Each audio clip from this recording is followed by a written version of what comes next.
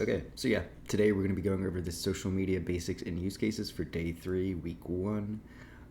We will be going over like TikTok, Instagram, and Twitter, and all of that, and just all of it in depth. Okay, so the first thing that I am obsessed with is Twitter. Everyone in this space knows that Twitter is like the go-to place to get the best form of engagement and to build a following. Um, I highly recommend that you tweet daily and post engagement tweets at least once a day. I kind of went over this yesterday, but posting that one solid tweet, like you can post whatever you want, you can reply to people, but try and strive for one engagement post for that day, for each day, just one engagement post every day. And my favorite use case for this, I talked about, I would mention it today, is the fact that mentioning projects' names. Like if you mention a project's name, uh, they're more likely to like it or comment or retweet it, which will drive more people to view your page, which will drive more people to also want to follow you because you're now associating yourself with that project. Like, hey, I like this project, blah, blah, blah. Because the project's not going to retweet you or like or comment if it's a negative tweet. There's no reason to do that. But if it's a very positive one, they're more likely to engage with it. Um, Let me see if it's actually on the next page. Yeah, okay, so it's going to be on the next page on how I did it. But highly recommend mentioning projects. Whenever they retweet you, the other users will be like, hey, this guy's also in the project league. Maybe I should follow him and reach out, talk about the project, what we like, what we maybe dislike, what we hope happens, etc. So you gain a new follower and maybe a new friend, and just grow your network, as I say. Uh, but try and mention projects that are about to mint. Try and mention projects that are coming out with something in an announcement or on their roadmap that's coming up.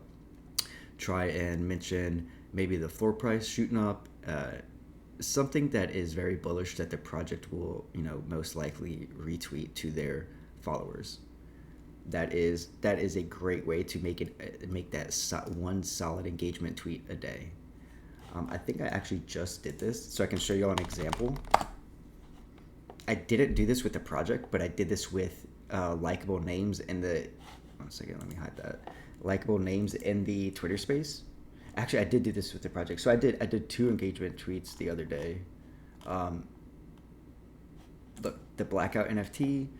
Been hearing rumors that Blackout NFT is the link, which is an oracle of Solana. I gave some information on what it is. Blackout is using open data provided from governments to create a series of feeds for use for Solana decentralized apps, hopefully bringing more innovation to the space. And I'm all about innovation, looking forward to their mint.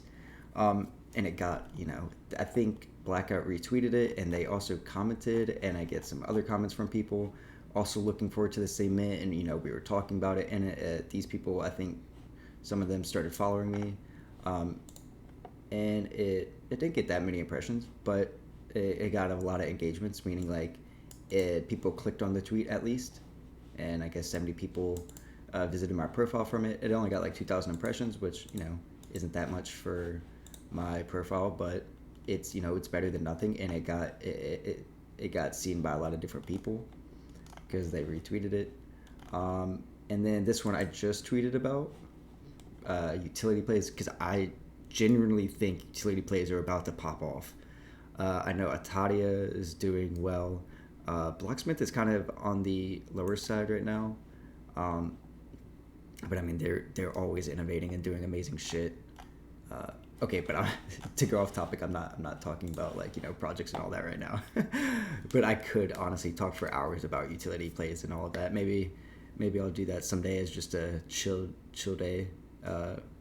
A little Q&A or something about what I think about the market as a whole and what plays are good, what plays are bad. Maybe I can do that for everyone, just to like sit back and chill, and y'all can ask me questions about projects. But anyway, Twitter Analytics shows you the number of digital views or engagement received on a particular tweet. Example, the number of tweets, impressions, profile visit, mentions, and followers.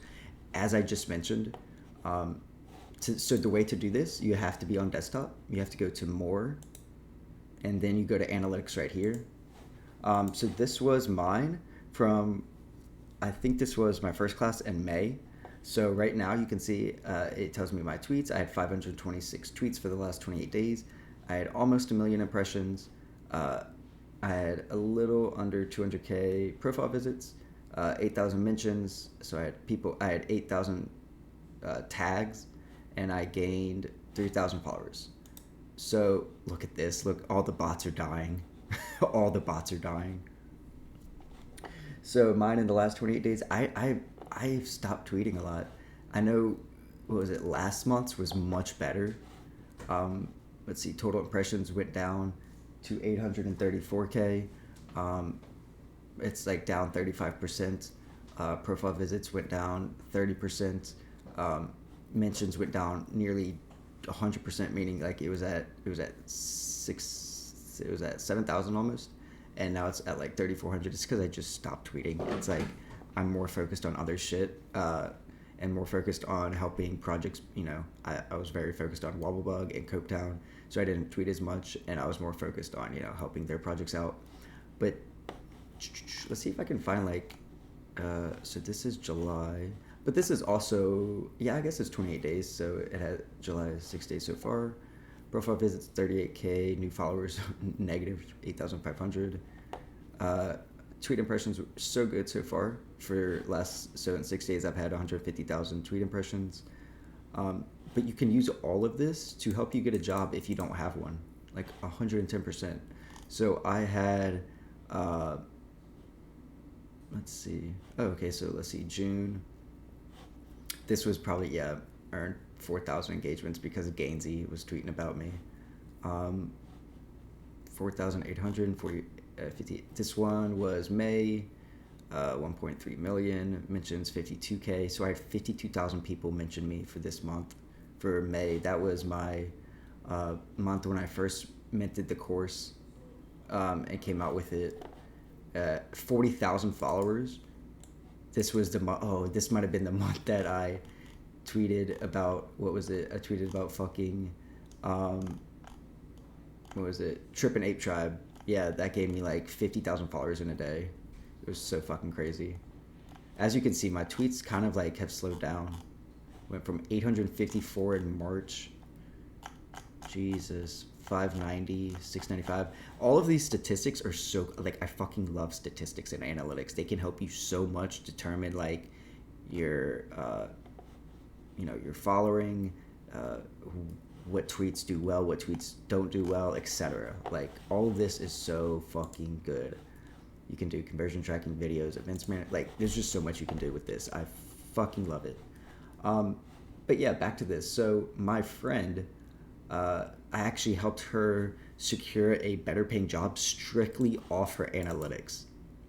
I tell this story all the time because it is probably one of my favorite stories to tell, because it was my first time proving to myself and other people that I can, actually help people get better pay. So she had maybe like half the amount of tweets, like maybe like 300 tweets. Her tweet impressions were like over 3 million. Her profile visits were around 600K. Her mentions were, around like six or 7,000. And her followers, were constantly going up, like at a natural rate. She never did giveaways. She never did anything. But she had like 8,000 followers. But her impressions were at like 3 point something million. Her tweets were half of my, like, if you can have like 5 tweets and your impressions are like, let's say 1 million, like that's insane. Like that means like you're getting a solid like 250,000 engagement per tweet, or 200,000 per tweet. So you obviously want your statistics to be like the lowest amount of tweets with the highest amount of impressions, just to show the type of engagement and impressions you can get. But she was basically hired to be a community manager and a promoter for this Ethereum project, and they were paying her $500 a month. And I was like, how the fuck are you doing all their work, all their marketing, like helping them grow a community, etc., for only $500 a month? Like, that is fucking absurd. And she was like, I don't know. That was just like what I was, I accepted. I was like, when did you accept it? And she was like, 2 days ago. I'm like, all right, here's what you're going to do. I'm going to type up an email for you to send. You're going to screenshot your analytics. So she took a screenshot just like I did here. And you're going to show them that you get this amount of impressions, you get this amount of profile visits, you get this amount of mentions, and you're getting steady followers. Okay? And you're going to prove to them that you're worth it, that you are that you're worth $500 a week. Obviously, I worded this in a way that was like, hey, I know I just accepted the contract after reviewing some of my analytics and statistics. I feel I am underpaid for all the work and responsibilities that are required of me. Here's a screenshot of my statistics and analytics to show the amount of engagement that I'm driving, to show the amount of profile visits I'm getting, and overall to show the amount of people that are viewing my stuff. I'd love to renegotiate the contract. I think $500 a week is more fair with a percentage of the mint. I hope you understand. I'm not really looking to budge on this, as you may be able to tell from the way I'm writing this and approaching this situation. I love working for you guys. Please let me know your thoughts and get back to me. So then they replied promptly, and they were like, we totally understand. 500 a week works good for us, and we can totally allocate 3% of the mint for you, assuming you do all your roles and responsibilities and go above and beyond. So she went from 500 a month with no percentage of mint to now 500 a week with a percentage of mint, all because of the email that I typed up for her, and all because of the statistics she had. So I promise you, if you can show the type of engagement you're getting if you're looking for a job, jobs will fucking love that. Like, people will love that. If you want to do paid promotions, they will love that. And you can ask for a certain amount. Like, obviously, if you do paid promo and stuff, I know some people that do it. And engagement and analytics go a long way on what they charge. So yeah, that's why I stress engagement so much. Is because it can really fucking help you get a job. Okay, so hashtags. Choose your hashtags wisely. Certain hashtags get more exposure on them, such as hashtag whitelist or hashtag giveaway, because there's usually bots that are searching for hashtags in the Twitter algorithm that obviously want to like or retweet your tweet and engage with it. Obviously that is not a good thing, but also it's not a bad thing because it drives your engagement up for the actual users, normal users, to see and be like, oh, this is getting a lot of engagement, let me interact with it, etc. Projects should have their own hashtag to encourage community building. I think Wobblebug has like hashtag WobWob. OKBear says like WAGBO. I'm trying to think of some other ones. I really can't off the top of my head. Those are the only two. Don't use more than 2 or 3 hashtags in a normal tweet. Do not use more than 2 or 3 hashtags in a normal tweet. You are not a bot. Please. I don't even use hashtags in a normal tweet, to be honest. Only for giveaways or special kind of tweets. And don't put them in every tweet just to get more views on it. I think the more hashtags you use, like if you use 3 hashtags in every single tweet you tweet, it just looks tacky. I don't know. I don't like it, but I mean everyone's different. But I would highly suggest not using more than 2 or 3 hashtags in a normal tweet if you want to tweet something to get engagement. Using popular generic hashtags is fine, but use those in combination with more specific hashtags for your niche. If there are 30,000 results for a certain hashtag, let's say like hashtag Solana NFT giveaway versus hashtag NFT giveaway, you'll get more exposure on using that hashtag that has 30,000 results than a hashtag that has 500,000 results. And the reason being is because the one with 500,000 is more diluted, and there are so many people using the same hashtag, so it's more diluted. Rather than when people search for a more specific hashtag that has, let's say, 10,000 or 20,000 results, you are more likely to show up towards the top because it's not as diluted. Community raids create hype. Gathering your community to retweet, react, or reply to a particular tweet to boost engagement and get other people's attention is a fantastic use of creating hype. Retweeting, reacting, or replying. The 3 R's. Retweet, react, or reply to a particular tweet to boost engagement and get other people's attention. Fantastic way to drive engagement to a specific community. Use this method sparingly, as it can be deemed excessive or overused. Or it can be deemed excessive when overused. Okay, so I actually had this come up the other day because somebody was, I'm going to pull up the DM, because somebody was asking me great ways to drive engagement. He's an Enigma, so I was like, sure, I'll help you out. So this is what I said. He's like, hey, Zach, I hope you're doing well this week. Or this is what he said, not a personal one, but we're a service platform. But my thought process so far was a combination of, most obvious would be giveaways, showing fellow builders, project influencers, people who write threads about what the company does so it can build by word of mouth, / threads created, etc. And I was like, hosting meme or art competitions based around the project with hashtags for project specific tweets, and hosting little soul giveaways for people with the project as their profile picture. Great way to drive, there we go. Great way to drive engagement again. Hosting meme and art contests to get people talking about and sharing your brand. People like to feel included and connected to a project and its other community members. You like being a part of something. This is a great way to create hype pre-mint, but also keep people engaged post-mint. Hosting games, hosting contests. Maybe you need more gifts or stickers based around your project. Host some competitions for that. Having some type of prize associated with winning will incentivize people to participate. No matter if it's 0.1 soul, 0.5, 1, 10, 100 soul, whatever have you, people are still going to enter. Creating a slogan or phrase to represent your project increases exposure because holders will help to spread the word and representing the brand in their daily online lives. Make sure it's catchy and memorable. I think having a slogan or a phrase is a fantastic way to build a following and to build hype pre-mint for a project. So I was drinking some water. Example, Cats on Crack, Raptors. So this was in May. So Cats on Crack is 313. Raptors, the Zazon Raptors were Zoom Zoom. Wild Bugs, Wob Wob. Some people like to just have like a word and then double it, like Wob Wob, Zoom Zoom, whatever have you.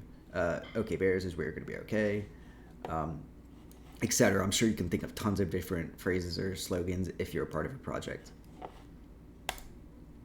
Okay, again, here's some screenshots.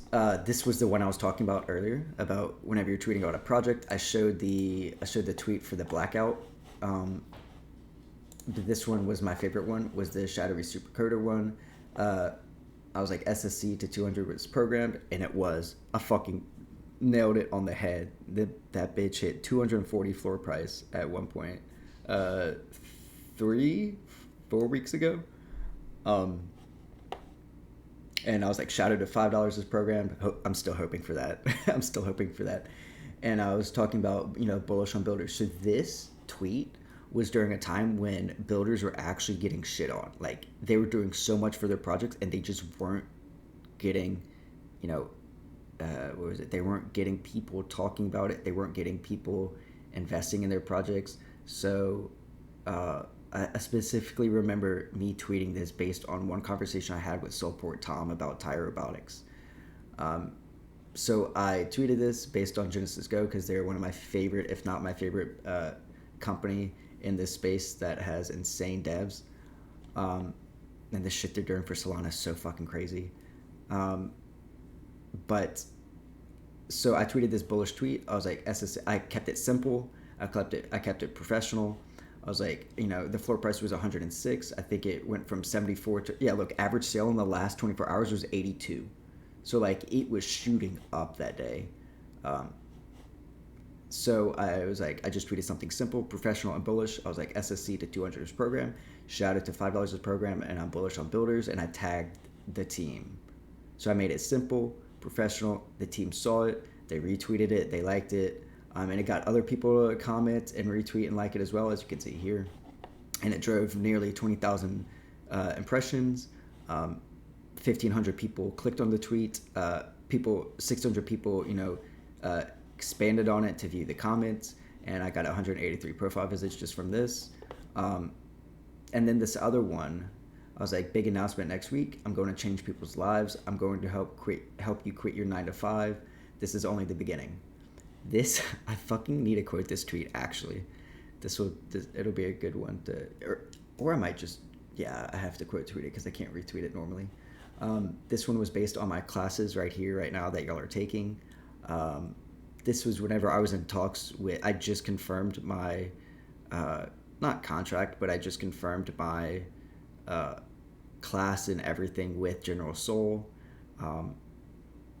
I was so excited to post this tweet. I was like, because I had 2 offers on the table to either work with General Soul or work with a different project who was trying to do the same thing, but I just didn't really understand their vision, and I understood what General Soul was trying to do. He's trying to create a Web3 kind of university where you can learn anything and everything about NFTs, about how to make them, how to be a part of them, what to mint, how to flip, how to be a moderator, how to be a community manager. And he's just literally coming out with their Web3 university. I don't know if that was public or not. I think it's public. But yeah, so I tweeted that. I got a lot of people, in love with the tweet, a lot of likes, retweets, and comments. Had almost 30,000 impressions. 2,500 people clicked on the tweet. 1,000 people, clicked on it to view the comments. I don't know how you gain direct followers from a tweet. Not sure. And I had almost 1,000 profile visits from this one tweet. So, one solid engagement tweet can get you a lot of profile visits, which can then, turn into followers. So, yeah, these are just 2 examples. I could do plenty more, honestly. Honestly, let's see. I mean, I don't really care to look at this. This one was funny. 5,000 impressions, 333 people clicked on the tweet. But yeah. So another way to drive engagement is giveaways. I personally have stopped doing giveaways ever since Trip and Ape Tribe because I fucking hated bots following me. I didn't know that it was going to be that insane. I had no idea that many bots were going to follow me. I thought it was going to be maybe 5,000, maybe max 10,000. But the fact that I gained 50,000 followers just off of one tweet kind of fucking annoyed me because I was like, dude, my statistics are going to be so bad. I don't know why I care about statistics that much, but I do, because I mean I knew I was gonna lose the followers because it was bots, but it just looks so bad going from 63,000 followers to 30,000.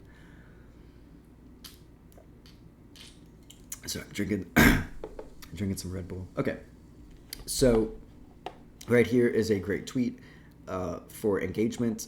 I didn't get the Portals team to retweet it because I didn't want them to. It was just natural, just for my followers. I got an airdrop of citizen cards. So this one was strictly to give back to the community because this was my own NFTs that I got as an airdrop. And people loved that.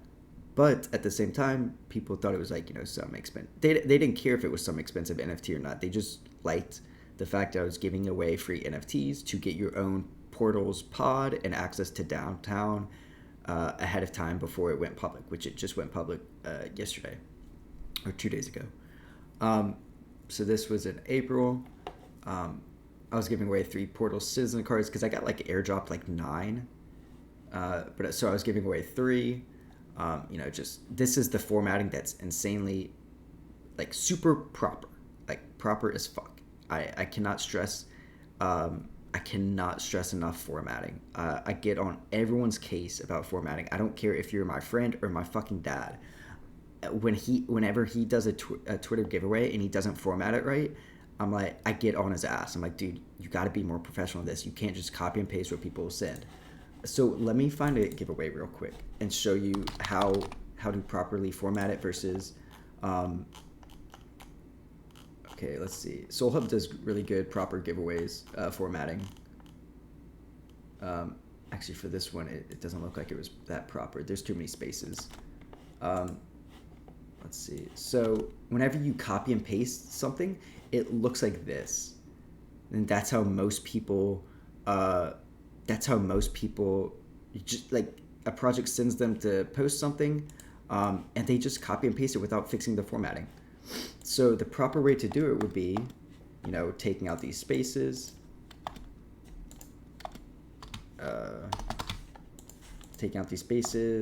tidying it up. Prizes, you could do like that. The project is going to be like that. And there, that would be proper formatting. So let's see if we can compare. Oh fuck! Wait, you know what? Let's see. Nope. Whoops, I did it wrong. Where is it? Upload. Okay, here we go. Copy. Discard. I'm just trying to show y'all the difference. Upload. Copy. Okay, so right here versus right here. Spaces, spaces, spaces, space, space versus condensed. It's just little things that I notice that I don't know. I just stress on formatting so. What the fuck? Okay, I just stress so much on formatting because it just maximize your character count. As you can see right here, this is just kind of an example. I'm just like freeballing this, like letting you know about formatting because it just makes you come across so much more professional whenever you're doing giveaways. Use bright emojis, letting people know that it's a giveaway. You could use this. You could use the celebration, the thing with confetti coming out, or you could use a fire emoji, whatever have you, just to let you know, just to drive some sort of excitement. Use emojis. Emojis are fantastic. I cannot stress that enough. Require short and simple tasks to enter, like and retweet, or comment something you'd like to see in portals. Super simple conditions to enter the giveaway, and include a picture. Always include a picture of the item you are giving away. Cannot stress that enough. Other tips, be strategic about your hashtag choice in terms of hashtags. I personally did not want any bots or anything to enter this giveaway, so I used no hashtags. Sometimes, I'll have to check out this. Let me go back. Sometimes people do NFT giveaway, Solana NFT, and if it's an ad, if you're paid to do it, always use hashtag ad so people know. I really respect that. See, like right here, the spacing's off. He just kind of copied and pasted it. Hashtag Solana NFTs. I personally use hashtag Solana NFT giveaway, hashtag Solana NFT, hashtag giveaway. Hashtag giveaway honestly is like so overused, and there's probably a million results, but I use it just because the other ones that I have are also niche, so it kind of outweighs. So I think a good combination of fairly diluted hashtags with very niche hashtags are great. And then hashtag Sol, hashtag Solana, whatever. Run the giveaway for max 24 hours.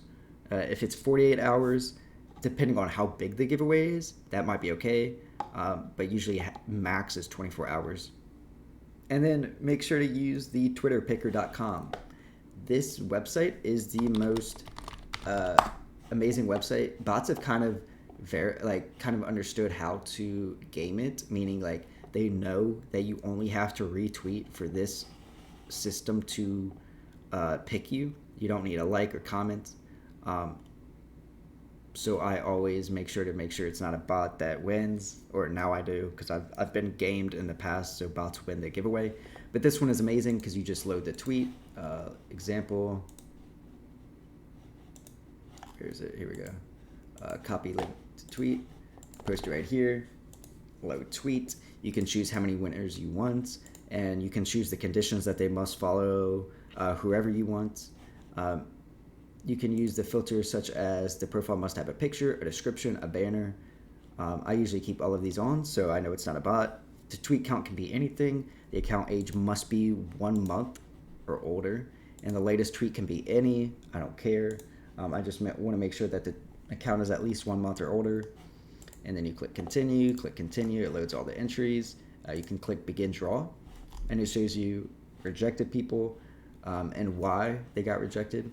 So you can click show rejected off, and you can click reply with winners right here. So you can reply to that tweet that you loaded with the winners already, and it'll come with the link so people can verify the link. So let's see. So people can verify the link, they're checking the code in it, they can double check that it's a legit thing. So I always recommend checking the link to make sure you're not getting fucked over on giveaways. Fantastic website though, Twitter Picker.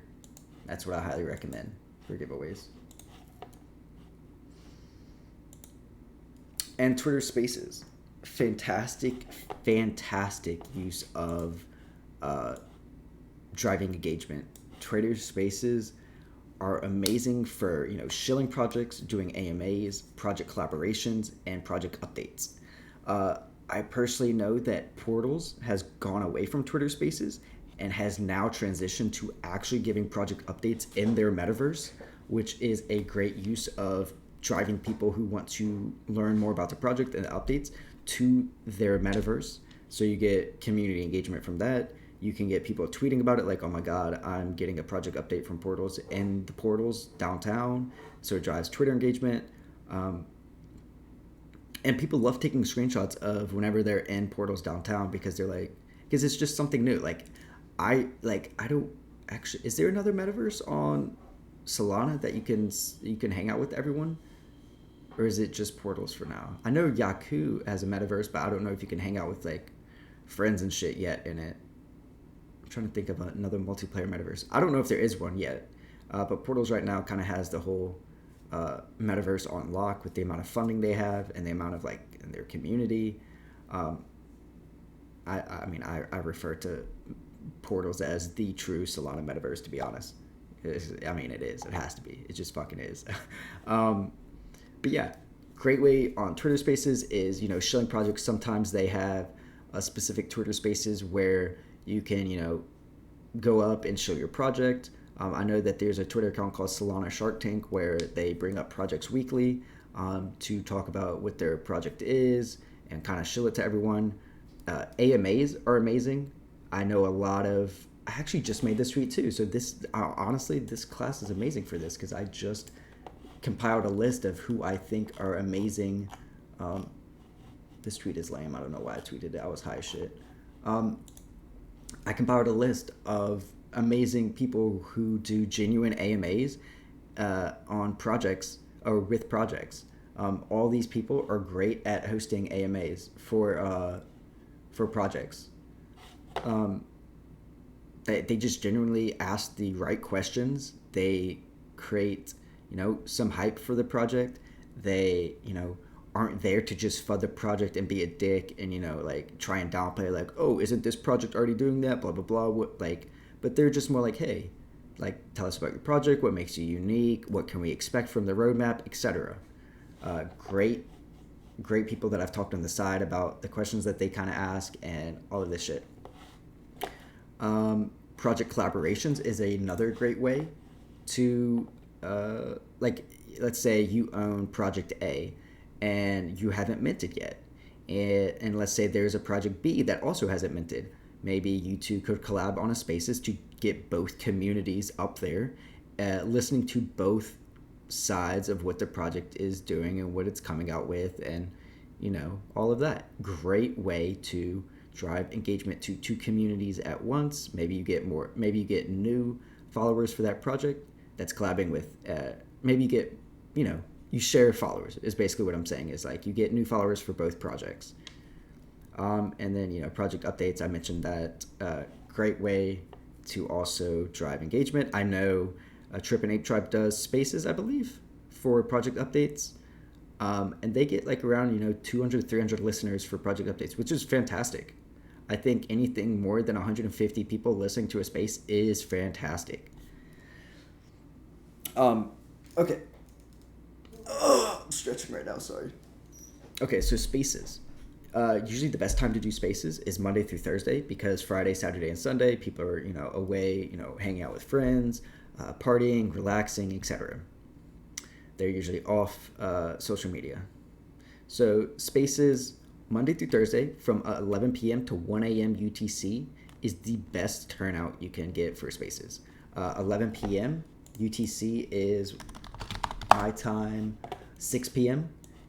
And then 1 a.m. UTC is 8 p.m. So the reason I give these UTC hours is because 6 p.m. to 8 p.m. My time is prime time for people getting off of work, getting home, relaxing. Maybe it's people in school that are just getting off of school, finishing their homework, etc., relaxing, and they want to join spaces. It's all about timing whenever you have important spaces to do.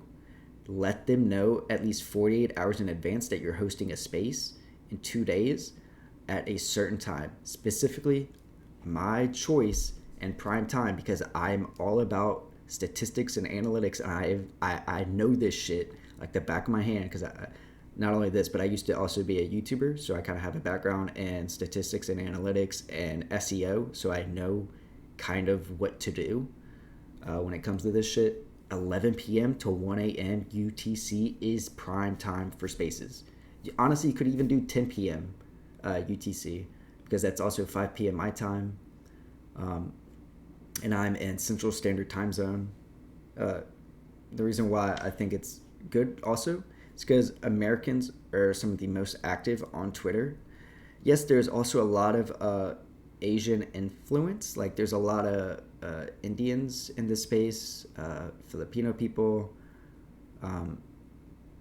But I think the whales in this space are more I'm leaning toward the American side, and they're the ones spending a lot of money wanting to get updates on the projects. So I would always try to accommodate the American time zone. I promise you, it's just more beneficial financially for your project to appeal more to the American time zone. Not saying that in a mean or rude way. It's just statistics. Like at the end of the day, it's all about money and statistics and how to capitalize on the whales in the community.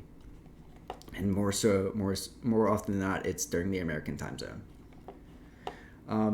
Advertise spaces 48 hours in advance, and always use mobile. If you use your desktop, the only thing you can do is listen. You cannot talk. It's just a feature on Twitter. It's fucking stupid how you can't talk on a Twitter space on your desktop, but that's just the way it is. So I highly recommend using your phone, because it's the only way to actually talk. And I'm actually going to pass this over to Aurora now, because she specializes in TikTok strategies and hashtags and all of that shit. So yeah, take it away, Aurora.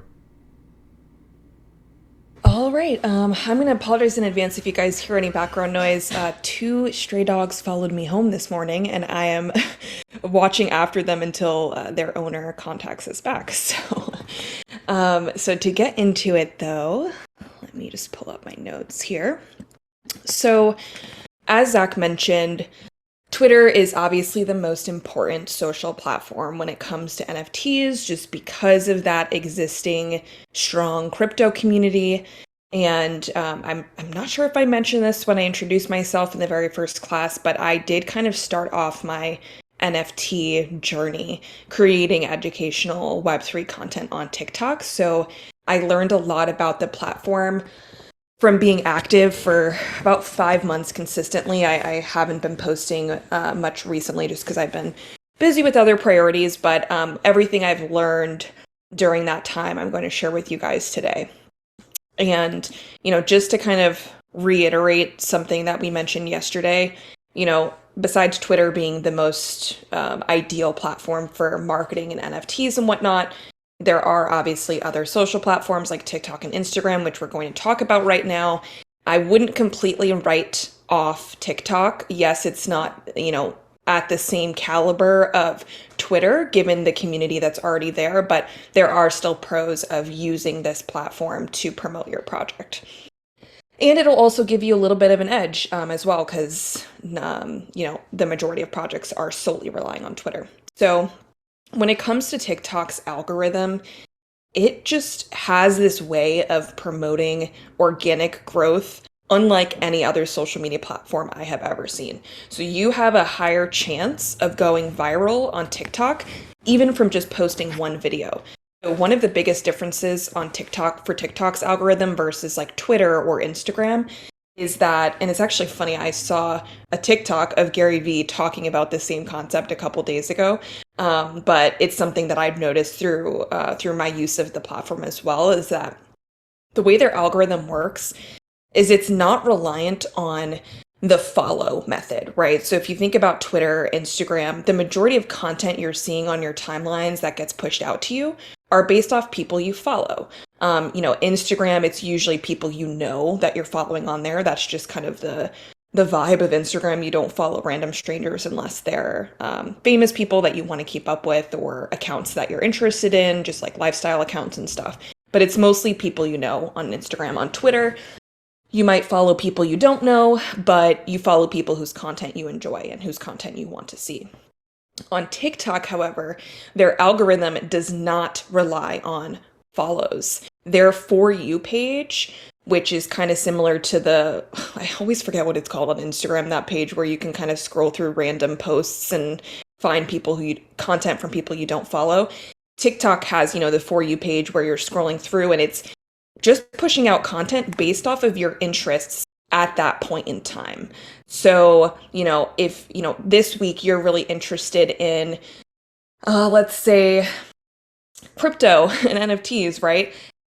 If you, can watch the content that's popping up on your timeline associated with that, the algorithm is super dynamic and is going to adjust quickly to start pushing that content out to you more. And then let's say next week you're, not so much interested in NFTs and crypto, but you're more interested in cooking.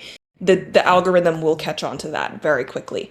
And so TikTok is the best platform to reach a population of consumers that are not actively looking for you.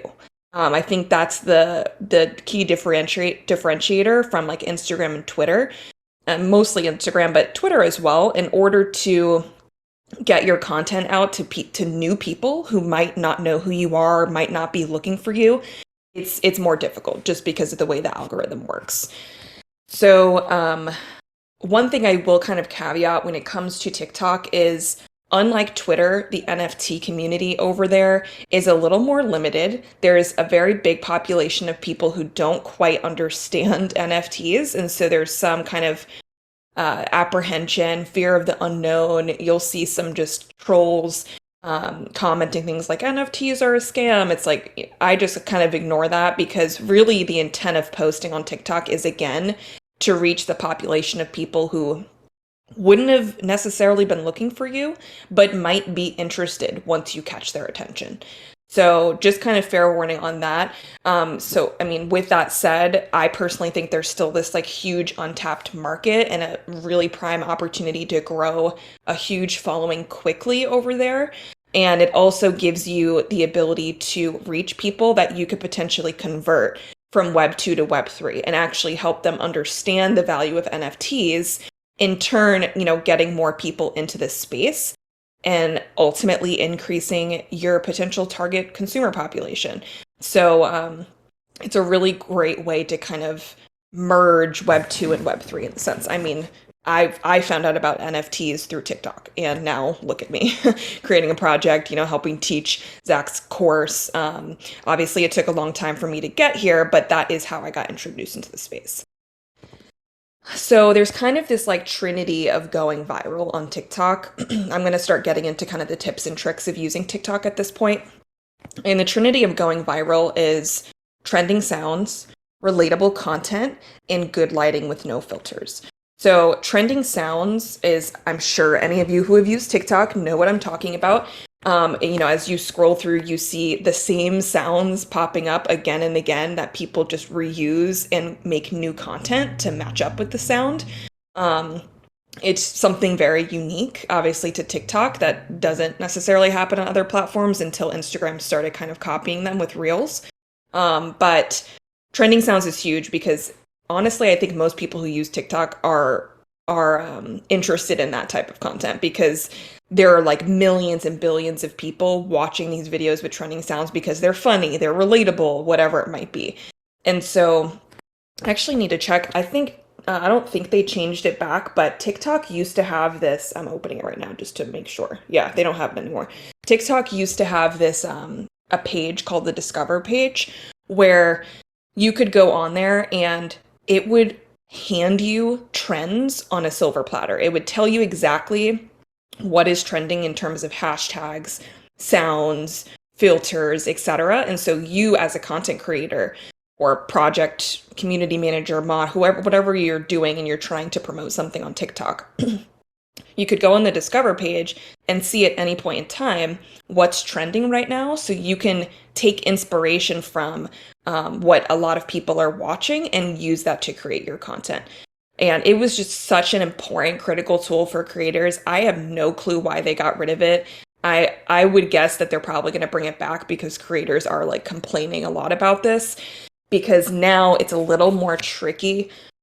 You have to do a little more homework to figure out what is trending at the moment, right? Because instead of going on the Discover page and seeing all the trending content and being able to pick from there, you have to kind of scroll through your For You page and do your own research and figure out, okay, what sounds are really popular, et cetera, et cetera. But it's still possible, not impossible. It's just a little more difficult to get your hands on that type of information. So trending sounds is a big one. Relatable content is obvious. Saying things that people are thinking but can't say, or saying things that a lot of people can resonate with. Marketing your project and your content yourself in a way that is relatable to people, even though they might not, have familiarity with what you're marketing to them. You can come up with creative content that will resonate with them regardless, and that's how you're going to kind of tap into that market. Then you have good lighting. This is obvious, self-explanatory. People don't like shitty quality videos. So, reduce or minimize the number of filters you're using and kind of make sure you're using natural light. One of the tricky things about TikTok is that it is a little bit more difficult to turn viewers. Oops, sorry, the dog's trying to get into the basket next to me. It's a little more difficult to turn viewers into customers or buyers. So you kind of need to really make sure you have a balance of the content you're putting out fitting some need or filling some need, I should say. So whether that's an educational need or being funny, being relatable, being intriguing, while also providing some aspect of value. And so value in this case is something you can teach, entertain, or inspire people with to get them to keep watching. So as all of you know, our generations have very short attention spans, and because of the way the TikTok algorithm is set up, like I mentioned, it doesn't require people to follow a bunch of people to see content. So it's even more difficult to get people to keep coming back to your account, right? They might see a video that you posted because it went viral and the algorithm is pushing it out to them because they think it might be interesting to them, but to get them to follow and keep coming back is where you kind of have to get creative with your content. So that's a little bit about just kind of TikTok strategies. So we can move on to the next slide. All right, so content creation tips for TikTok. First thing you have to consider is the type of content you want to post. So first you have to pick a niche, and that is just, a specific sort of topic or concept that you want to base your account around. So for all of us here, we're talking about NFT projects and community managing, moderating. For all of us here, our niche would be NFTs, crypto, overall kind of Web3 blockchain related things. And it's important to pick a niche because it's very difficult to grow a following if you're not consistent in the type of content you post. So people follow you for a specific reason. And if you start posting a bunch of other random content, like lifestyle content or cooking content, when your account is supposed to be about NFTs, they're likely going to unfollow you because it's clogging up their feed with things that they didn't sign up for. So if you want to start posting unrelated content, just create another account, like a personal account, if that's of interest to you. Like, keep things separate, specifically if you're trying to grow your following, right? If you don't care about your following, then this doesn't matter, right? But I'm trying to kind of give you strategy and tips of growing your following and getting people interested.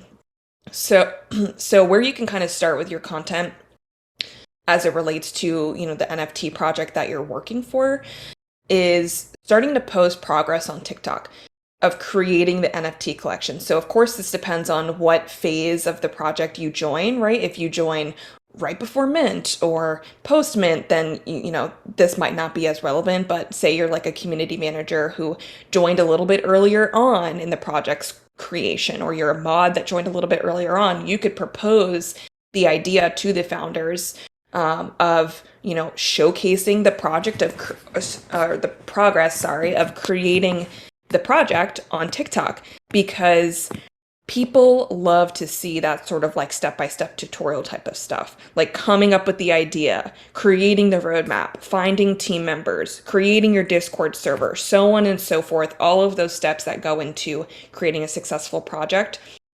These type of step-by-step tutorials and kind of like peek behind the curtain, are just, people really love them because it makes them feel like they can do it too. It gives viewers that sort of visibility into like new or interesting processes that they may not be familiar with. And it gives them that sort of semblance of, hey, this doesn't look too bad. And actually it looks really interesting. I'm going to keep watching because I might want to do this as well. Or I want to contribute to whatever this project is building.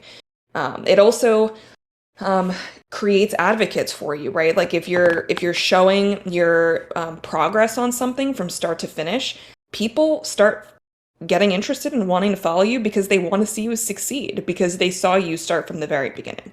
So that's a good method of, when you're first starting out, what type of content to post.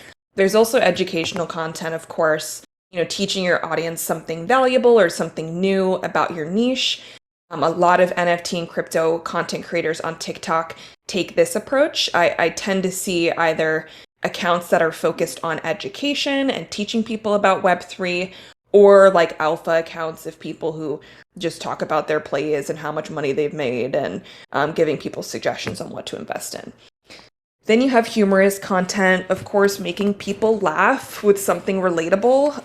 That's always a good way to kind of incorporate that to your niche, make it related to NFTs, related to Web3, related to your project, but make it funny. That's a good way to get people to keep coming back and to go viral.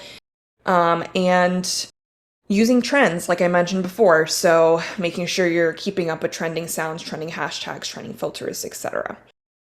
In terms of creation tips, one of the biggest things that I've already sort of hit the nail on the head on is using trending sounds.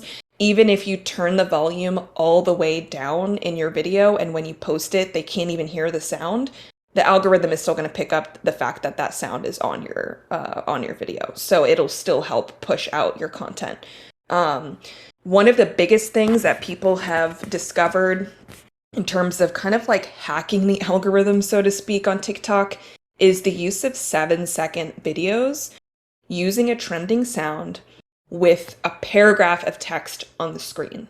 Those types of videos have a higher likelihood of going viral. Why? Because TikTok's algorithm primarily looks at how long a viewer is watching your video, right? So are they watching it all the way through? Are they playing it multiple times? If yes, then TikTok is going to start pushing your content out to more people because it assumes that viewers are enjoying it. So if you create a 7-second video with a trending sound and, a paragraph of text on the screen, it will likely take viewers longer than 7 seconds to read the text on the screen. So the video is going to play over and over until they finished reading that text. So it's a great way to hack the algorithm and get your content pushed out to more people, because when they're reading that text, your video is going to play over and over and over again in the background, and TikTok is going to say, hey, this person watched this video 3 times. They must really like it. Let's push it out to more people. So that's a really good method as well to get your content out. Typically wanting to keep your videos between 30 to 60 seconds or less for the most part. They just get more engagement than longer videos. Always starting off your TikToks with a short 3 to 5 second hook that convinces people to keep watching. So think about, what do most people want to know, kind of like clickbait in a sense. The very first 3 to 5 seconds of your video should sort of be clickbait to get people to keep watching. Typically, showing your face is preferred in TikToks. Moving around, you don't have to show your face, but a lot of people do. Moving around, changing up the background, aggregating multiple short clips into a longer video. That's how you kind of keep people's attention. TikTok is less about formal sit-down videos. They don't perform as well on this platform, unlike YouTube. Very different in that sense. You can edit your videos in a different editing software to make it easier for you. TikTok also has like in-app editing. That's pretty easy to use. Lastly, in terms of posting tips, if you're gonna try to roll out a marketing strategy on TikTok, you need to be consistent.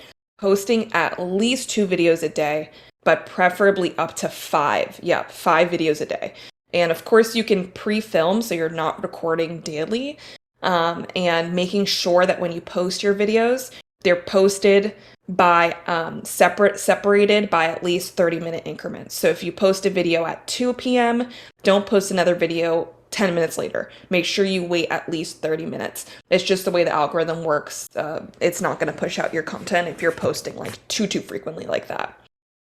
Typically, videos that are posted around 6 p.m., 8 p.m., and 10 p.m. Eastern Standard Time perform the best. Not sure why that is, but like any other platform, just engage with the audience, like comments, respond to comments. You can even create video responses to a comment if you think, the answer to that question might benefit other people and you want it to show up on your page. And similar to Twitter, after posting, you can view kind of like profile and video specific analytics. So that gives you a little insight into what's performing well, what's not performing so well, what your target consumer base looks like. So that is everything about TikTok. So we can move on. All right. Moving on to Instagram. There's not as much content here to talk through because, as Zach mentioned, it is the least preferred social media platform when it comes to promoting NFT and crypto content. But it does still provide an opportunity to market a little bit differently than on Twitter or TikTok. So using Instagram doesn't hurt, but it also doesn't help much either because it's the most difficult social media platform to go viral and also the most difficult to reach people who are not actively looking for you. And we'll talk a little bit about kind of when it makes sense to use Instagram, but at the end of the day, it does hit a population of people who may not have Twitter, may not use TikTok. I personally deleted my Twitter back in like 2014 because I thought it was lame at the time. And I was only using Instagram for like 6 years or so, 7 years or something like that, maybe more. And obviously now I never use Instagram and I'm just on TikTok and Twitter, but that just goes to show that there are some people who, Instagram's kind of their sole platform. I will say Instagram's not great to build hype, but it is good to create a more kind of curated, slower pace or sort of visual aspect to your brand. So you can create this like aesthetically pleasing feed that hones in a little bit more on the visual identity of your project, because the static visual content on Instagram evokes a different type of emotion than using written words on Twitter or using short form videos on TikTok. It comes across a bit more professional, a bit cleaner, a bit more put together. So there's kind of two reasons why you might go about using Instagram for an NFT project or to promote NFT content.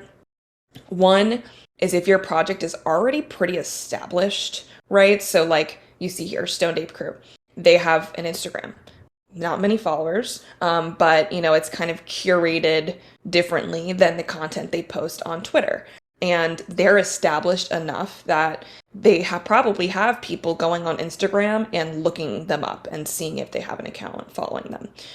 So I would not use Instagram when nobody knows about your project and you're trying to like gain interest and gain hype. It's not going to work. It's going to be a waste of time and energy. I think later on, when your project is more established, it doesn't hurt to have that as another platform. Instagram is also good for one-of-one artists to kind of like brand themselves, display their portfolio, and so that's kind of another reason that somebody might use Instagram for NFTs. But all in all, it doesn't hurt, but it doesn't help much either. So I wouldn't spend too much time, energy, and resources focusing on trying to grow your following on Instagram until the project is in a pretty good spot, and pretty established at that point.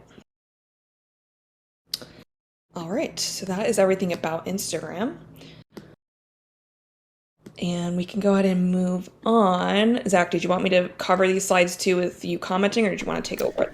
Yeah, I'll mention a little bit about this actually. I personally, for social media tools, there are two tools that I recommend. One of which being socialblade.com, and the other, just you can Google Twitter auditing. The Twitter auditing is a little off because it only works really for up to 5,000, I think, not projects. It's up to 5,000 members, or followers. My bad. It's up to 5,000 followers, and they determine if those 5,000 followers are fake or not. I don't know how they choose it. I don't know how they audit it. I think some websites do up to 10,000, but overall, it's not that accurate. I would highly recommend those Social Blade, and I'm actually going to show you all that right now because this one is the most accurate. You can do Twitter, YouTube, Twitch, Facebook, Instagram, TikTok. I guess some of these other ones that most people don't use. I think Mixer was like that Microsoft live streaming thing that died. So this is the Twitter analytics for me. And you can see kind of like followers on a week. Look at that, fucking 50,000 followers, 51,000. You can kind of see like my followers on a weekly basis, how many people I follow on a weekly basis, how many, and I guess tweets posted on a weekly basis, and some more analytics. This is, thank God, this is happening. These are all the bots finally dying, all the bot farms finally like going extinct. So obviously this is gonna look very bad, but so yeah, it just kind of goes over how many people you follow. It's just another analytics tool on top of your Twitter analytics and whatever else have you. I think it's fantastic if you actually are like, don't have bots following you. I think it's very, very great. And yeah, I mean, it's also very useful for YouTube because it shows you how many views you get, how many it would be like views, subscribers, etc. It's all around just a very great analytics tool that just tracks everything. I highly recommend using this, socialblade.com. The free so there's Twitter auditing tools that are free and paid. The free ones are obviously awful. The paid ones I have not used because I don't want to pay on the off chance that it's just another like rip off or something. I don't think it'll be a rip off, but I just don't care to like test it. But yeah, that's pretty much all I have to say on the Social Blade and social media tools aspects. If you have anything to add, Aurora, to it? No, I think you hit on it. Okay, cool. So then the next one would be NFT Inspect. This one is a recent one that has came out, and this one is a recent one that has come out. What do you call it? In the Solana space. I think it started with Solana, and it's kind of made traction on the Ethereum. Not much though, as you can see, because it's mainly the Twitter profiles are Solana based. But yeah, I don't know how they do their algorithm. I think it's based on your impressions per tweet. So the more you tweet, Obviously, the more impressions you get, therefore you're ranked higher. This is definitely drastically changed. I think Alexander is number one because he tweets like 500 times a day. Literally, I think his tweet average is 400 and something tweets a day, which is actually fucking insane. Um, Not gonna comment on that, but yeah, that's pretty much how they do their. That's pretty much how they determine what rank you are based on the engagement analytics. I'm not sure how they can calculate that though. I know they kind of went over in a Twitter space the other day. I just didn't follow along too well because I'm not a fucking developer. Um, but yeah, NFT Inspect is a great way just to look at another form of analytics. I think I think it's overrated though. NFT Inspect is just, in my opinion, I don't even know if I'm ranked or not. I just haven't checked. I truly do not care. Uh, but I think it's overrated that people are just going to NFT Inspect just to find people to follow. I mean, it works. It fucking works. So it's a great thing. But at the same time, I do think it's overrated. They need to come out with some more features for it, based on how they determine. Maybe make how they determine the profiles are number one, number two, number three, etc. Maybe be more transparent about that. Because I mean, surely I assume some of y'all expect certain people to be higher than other people, and you're like, what the fuck? It doesn't make sense. Blah blah blah. But yeah, those are pretty much the tools that I recommend. Social Blade, TwitterAudit.com if you want, and NFT Inspect. So yeah, do y'all have any questions? Let me go over here 1 second. Before I start answering questions, I need to answer.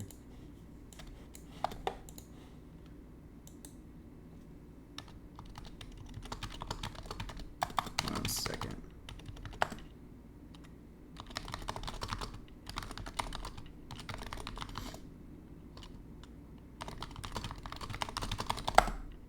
One second, y'all. I'm having to reply to this very important DM.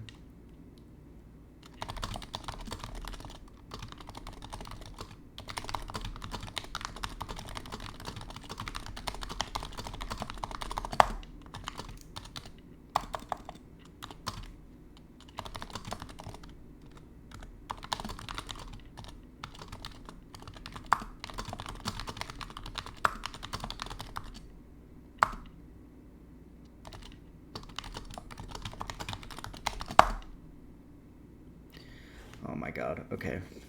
Oh my god.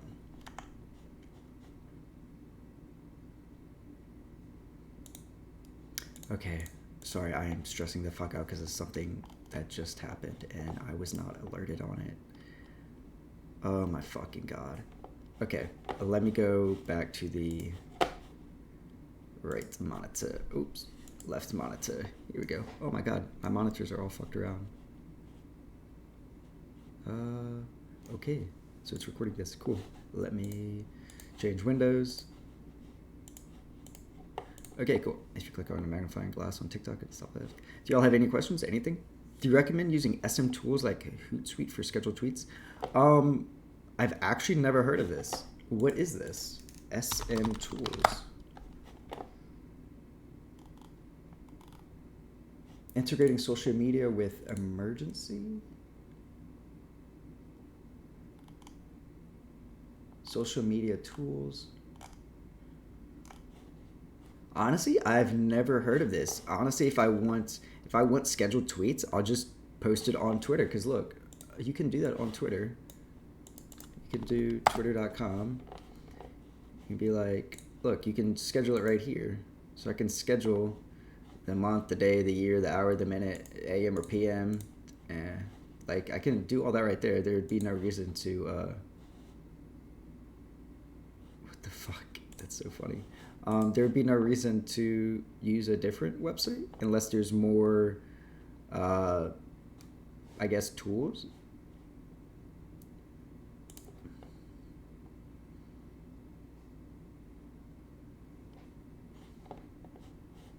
Let's see. Let's all check it out together. Let's all check this out together. What was that now? Insight streams, brand protection, managed security, automated compliance, mitigate digital risk. Post to. I guess if you're managing multiple Twitters at once, this would be very good.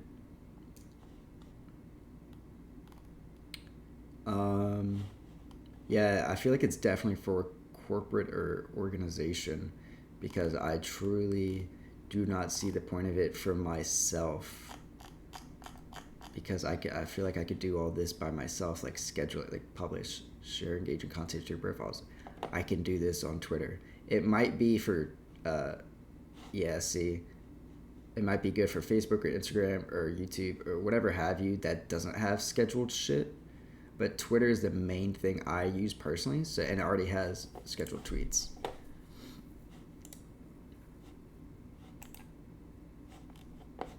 Resources,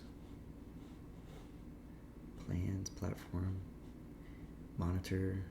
I guess maybe it's good for market trends, but like again, I feel like this is for a massive organization that has, Instagram, Twitter, TikTok, Facebook, YouTube, and they have to manage all of that shit at once and schedule shit all at once.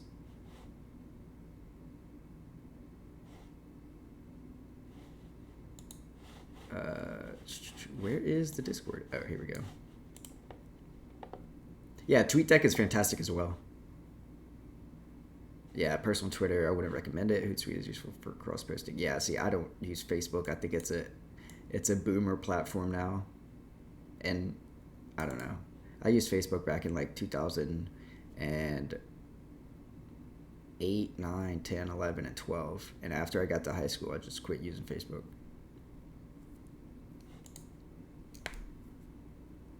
Does paid promotion affect the project?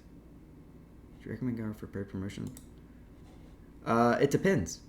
Honestly, paid promotion sometimes works very well. I've been offered for paid promo, but I just don't do it just because I don't see the benefit of kind of tarnishing my brand like that. Not in a bad way, but just like I don't want to.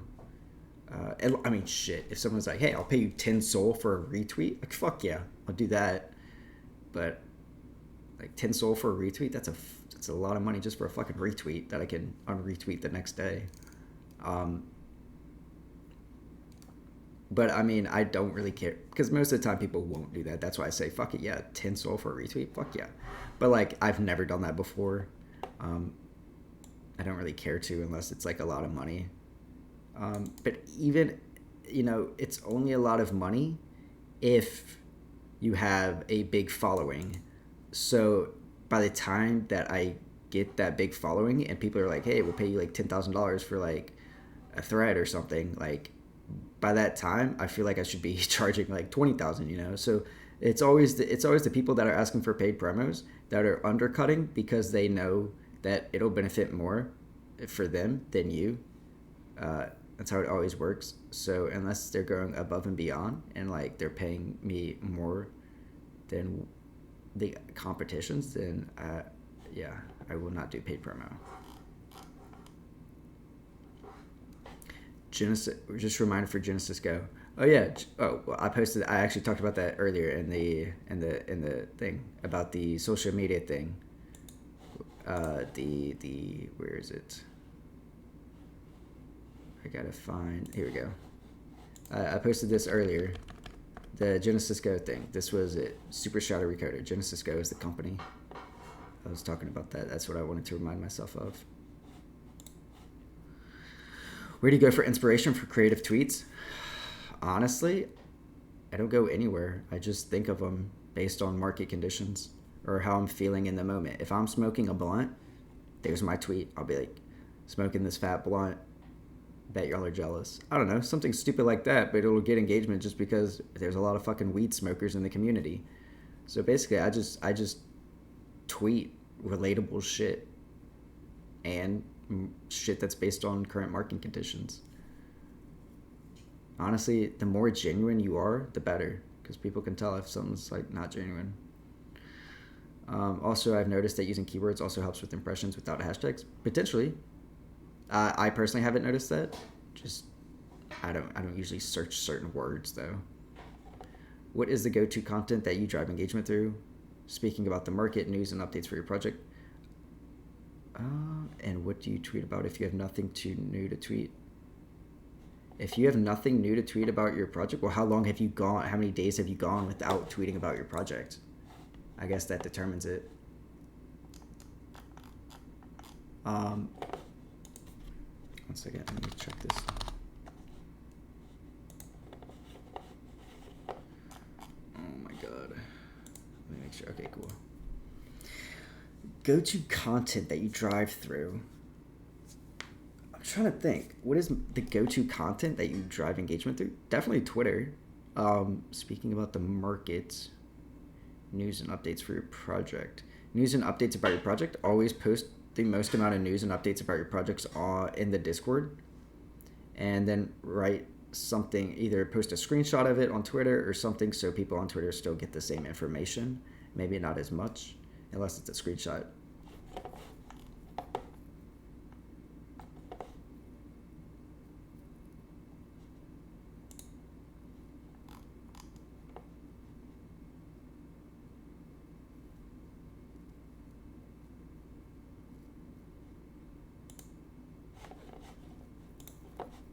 Sometimes I do. This is a good question. Sometimes I do delete tweets with low engagement. I don't see, like, I really want to delete the tweet I made with my boy Guru yesterday about Charlie Jordan. I really want to delete that tweet because it only got like 4 likes. But I'm giving up there because he's a big crypto trader that has a lot of insane connections, and if I keep that tweet up, it'll show other people that I am connected to him more than just on Twitter. Like, I'm actually like texting him and talking to him as like homies. So it's a good look for me, even if people don't like it. It's still a good look. But sometimes I do delete tweets with low engagement, or if I tweeted something that was stupid, I'm just like, that's fucking dumb, I'm just gonna delete that. When you mint a new project, do you join the hype and blast it all over Twitter? Yeah. When I mint a new project, I sometimes talk about it. I used to talk about it a lot when I would be minting projects and, you know, driving hype to it. But nowadays, there's just so much toxicity in the fucking space that, like, if I tweet about a project and it doesn't do well, people would be like, oh, Zach was just pumping and dumping it. Like, I can't tweet about a project that I like or like the art anymore without getting hate. So I'm very cautious about what I tweet about new projects. I mainly only tweet about projects right now that are innovating and doing something new for this space. Because you can't hate on me for that. If anybody hates on me for that, I can literally reply to them with, shut the fuck up. I'm literally tweeting about a project that is innovating in the space. What the fuck are you doing with your life? Like, so you cannot hate on people for trying something new and innovating. You know, you learn more from failure than you do from success. Zach, if a project gives you a marketing budget for promotions, what would your priority market be? Well, Twitter paid promotions and influencers are kind of the same things, huh? Oh, sponsored ads. Oh, fuck no. Do not do that. That shit is so stupid. Honestly, I would just pay for influencers. If you actually have a marketing budget, sometimes influencers will just take multiple whitelist allocations instead of actual direct money. Whitelist allocations cost you nothing, and they'll still mint the project. It's just more or less they'll make more money selling the minted project than they would just accepting direct forms of payment.